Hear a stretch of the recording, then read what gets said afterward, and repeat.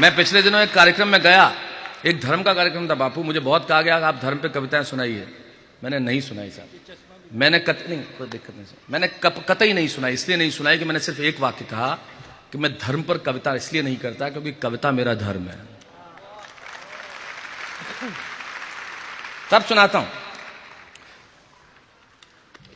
वो ट्रेन में, हाँ, वो ऑडियो कैसे भरवाना, गाने को फिर से भरवाना, छत पे जाना, एंटीना सिलाना, वो लाइब्रेरी में जाकर अखबार देखना, सर्दियों में अंगीठी के पास हाथ सेकना, वो ट्रेन में अपना बिस्तर साथ ले जाना, साथ लाया हुआ खाना खुद भी खाना, साथ वाले को भी खिलाना।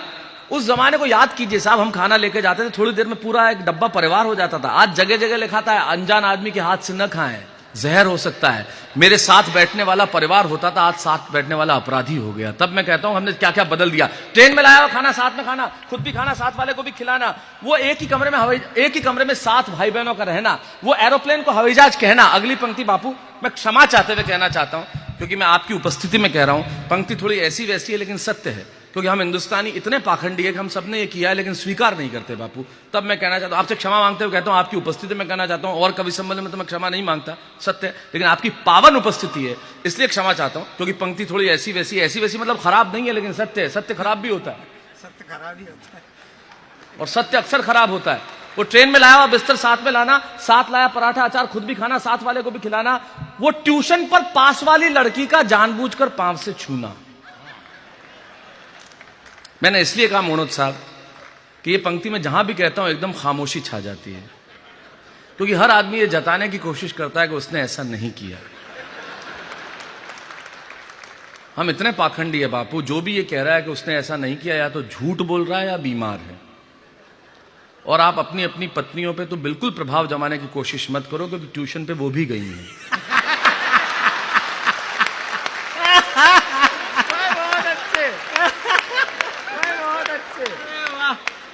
सत्य है ये। ट्यूशन में इतने पाखंडी होते हैं हम लोग बापू। मैं बस में जा रहा था, एक आदमी बैठा, उसके पास में खाली सीट, एक बेचारा भद्र पुरुष आया, बोले खाली नहीं, सवारी। बेचारा चला गया। 2 मिनट बाद एक खूबसूरत सी महिला आई, शबीना जी, और उसने आके कहा सीट, हाँ। तुरंत वही पुरुष लौट के आया मोनोज साहब, बोले यही है आपकी सवारी? मेरी वाइफ है।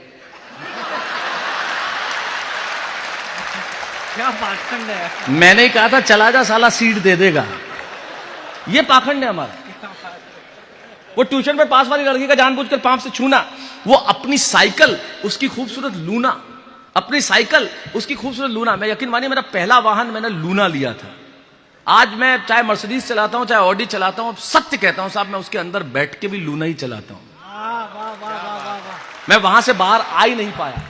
वो अपनी साइकिल उसकी खूबसूरत लूना, वो रोज मंदिर जाती है, इस चक्कर में अचानक आस्तिक हो जाना।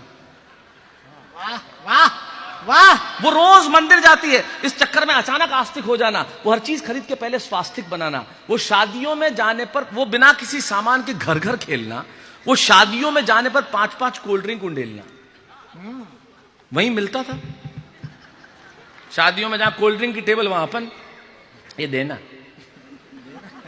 2 के बाद जब वो आंख दिखाता था, वो मंगा रहा है। मोहल्ले में कौन सा कोल्ड ड्रिंक, कोका कोला, फेंटा, आज के बच्चों को नसीब है। हमारे तो पूरे मोहल्ले में आई लव यू रसना, 1 बाल्टी पानी, 1 पैकेट रसना, 1.5 किलो शक्कर, पूरा मोहल्ला साफ। और हमारे मोहल्ले में तो इतना ऑरेंज रसना पिलाया गया मुझे कि मेरी जबान भगवा हो गई है।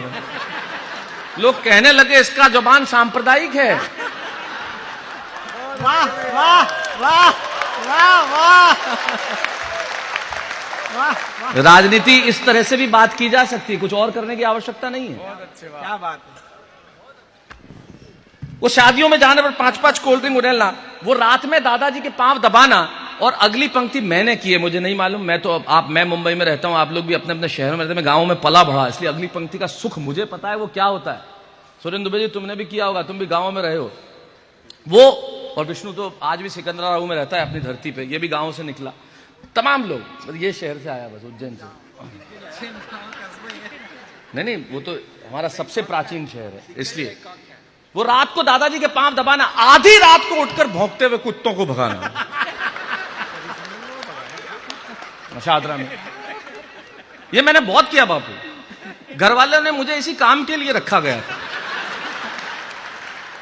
मतलब मैं उन्हें कुत्ते बोलते तभी याद आता था। कुत्ते बोले बबलू, बबलू समझ जाता था कि अगली भूमिका के। मेरा उनसे इतना कुत्ताचारा हो गया था। कुत्ताचारा, वाह। क्यों भाईचारा हो सकता है तो कुत्ताचारा क्यों नहीं हो सकता? क्यों नहीं होना भी चाहिए। आजकल हमारे जितने एनिमल लवर्स हैं, मैं उनसे क्षमा चाहते हुए कहता हूं, भाई आप प्यार करो एनिमल से, हमें मजबूर तो मत करो। हमें डर लगता है, हम क्या करें? तो आप जरूर प्यार करो। बोले आप, हम कैसे, हमें डर लगता है यार, हमें नहीं जमता तो कैसे करें? उनके घर जाओ, नहीं काटेगा नहीं, अरे आपको थोड़ी काटेगा, मैं काटेगा। फिर वो आसपास आके घूमता है, आपको नाश्ता सामने, इधर वो बैठा हुआ। अब मेरा नाश्ते पे ध्यान ही नहीं जावे। कैसे हैं पिताजी? ठीक है। घर पे सब ठीक है, कुछ ले लीजिए। नहीं। मेरे चाचा जी के घर पे मैं गया, उन्होंने एक पाली, उसका नाम रखा डिम्पी। हाँ, डिम्पी लोढ़ा।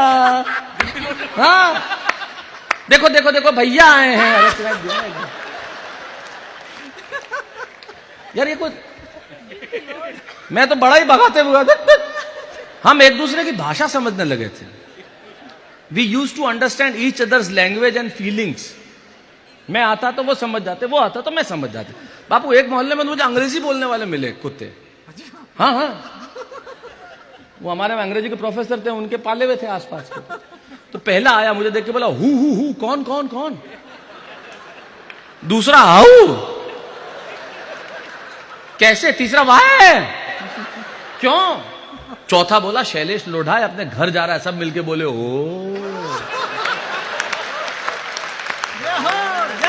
वाह। वो रात को दादाजी के पांव दबाना। अब समझ में आया पैसे क्यों लेता हूं? पैसे लेते हैं। वो आधी रात को उठकर भौंकते हुए कुत्तों को भगाना, वो दिवाली पे पटाखे चलाना, बहन से लड़ना, चोटी खींचना, भैया तंग करता है कहकर के रोना, फिर भी स्नेह का धागा नहीं खोना।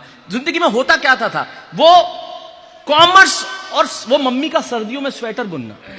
आजकल की मेरे पास बहुत, मैं गर्व से कहता हूं साहब, मेरी माँ 1988 से विकलांग है। 1988 उनका एक्सीडेंट हुआ और बहुत सारे उनसे, वो आज भी बैसाखियों पे है।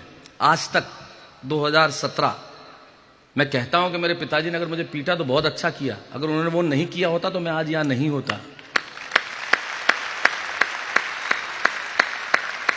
मेरी मां ने मुझे सर्दियों में हर दिन का 7 दिन के 7 स्वेटर होते थे, उनके हाथ से बुने हुए स्वेटर में मुझे कभी ठंड नहीं लगी।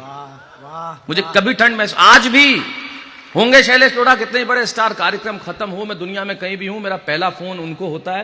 खत्म करने के बाद उनको, तो स्टेज से उतरने के बाद पहला फोन उनको होगा। इसलिए होगा कि मां को पता होना चाहिए कि बेटा कहां है। वो मम्मी का सर्दियों में स्वेटर बुनना, वो कॉमर्स और साइंस 2 ही सब्जेक्ट्स में से एक का चुनना फिक्स था। हमारे पिताजी के अपने नियम, व्यापार करना है कॉमर्स लो, नंबर अच्छे आए हैं साइंस लो, आर्ट्स तो गधे लेते हैं।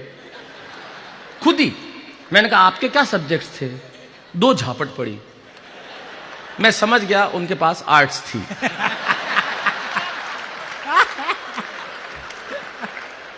वो मम्मी का सर्दियों में स्वेटर बुनना, वो साइंस और कॉमर्स 2 ही सब्जेक्ट में एक को चुनना, वो बहन से लड़ना, चोटी खींचना, भैया तंग करता है कहकर के रोना, फिर भी स्नेह का धागा नहीं खोना, वो स्लीपर क्लास में धक्के खाते हुए जाना, वो सुराही की मिट्टी की गंध के साथ पानी पीना, वो बेलौस, बेफिक्र, मस्त, बेवजह जीना। सच सच बताना यार, मिस करते हो कि नहीं? सच सच बताना यार, मिस करते हो कि नहीं?